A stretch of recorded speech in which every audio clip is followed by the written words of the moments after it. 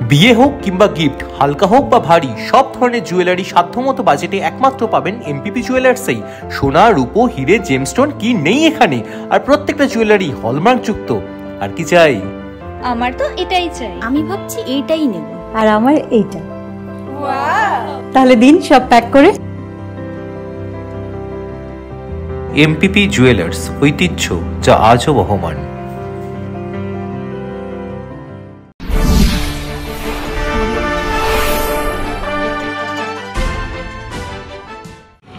আজকে আমরা রানীগঞ্জ, পাণ্ডবেশ্বর আর জামুরিয়া ক্ষেত্রে ভিজিট করছি আমাদের ট্রাফিক অফিসারদের সবাইকে নিয়ে। গভর্নমেন্ট যাত্রী সাথীর অ্যাপের মধ্যে আপনারা জানেন গত 1.5 বছর ধরে এডিপিসি এরিয়াতে যাত্রী সাথী অ্যাপ খুব সাকসেসফুলি চলছে। প্রায় 2 লক্ষ রাইড আমরা করতে পেরেছি। এইবার গত 2 সপ্তাহ ধরে যাত্রী সাথী অ্যাপের মাধ্যমে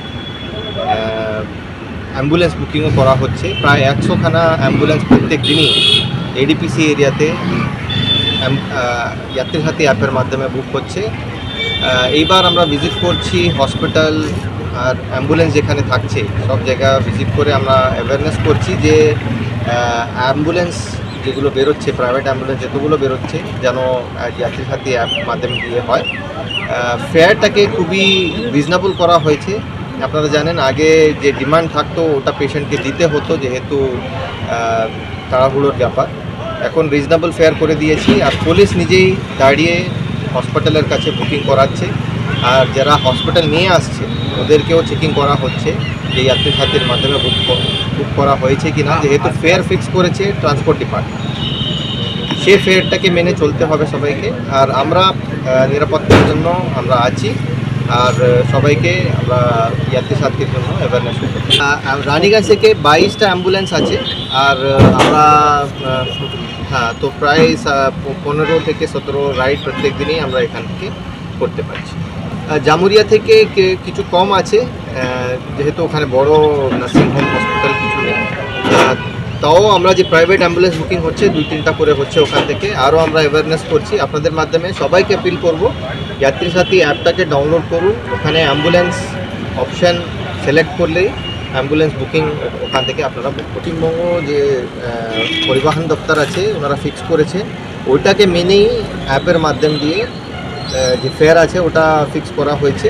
সেটা সবাইকে মেনে চলতে হবে। যে আগে থাকতো যে ইচ্ছা ও ডিমান্ড করছে যে না দিলেও নিয়ে যাবে না বা দিতে হতো এমার্জেন্সির জন্য, তো সেই রকম এইবার থাকবে না। আমরা সব জায়গাতেই আছি। দুটা ব্ল্যাক স্পট আছে আমাদের রানীগঞ্জ জামুরিয়া এরিয়াতে, তো ওইগুলোকে ভিজিট করে আমরা রিভিউ করছি ওখানে অ্যাক্সিডেন্ট কত হলো এবছর, কীভাবে ওগুলোকে কামাতে পারি।